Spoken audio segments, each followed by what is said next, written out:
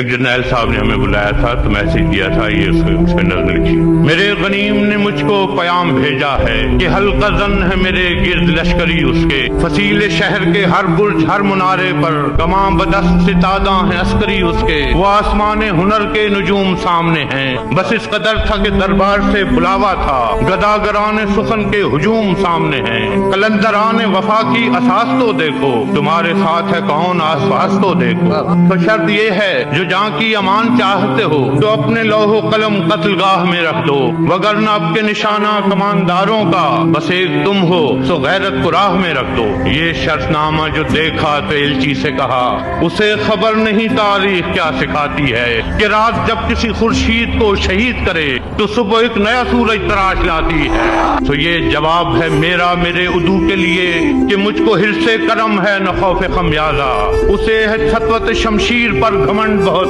اسے شکوہ قلم کا نہیں ہے اندازہ، میرا قلم نہیں کردار اس محافظ کا جو اپنے شہر کو محصور کر کے ناز کرے، میرا قلم نہیں اوزار اس نقب زن کا جو اپنے گھر کی چھت میں شگاف ڈالتا ہے، میرا قلم نہیں میزان ایسے عادل کی جو اپنے چہرے پہ دوہرا نقاب رکھتا ہے۔ یقین ہے مجھے کہ یہ حصار ستم کوئی تو گرائے گا، تمام عمر کی ایذا نصیبیوں کی قسم میرے قلم کا سفر رائے گا نہ جائے گا۔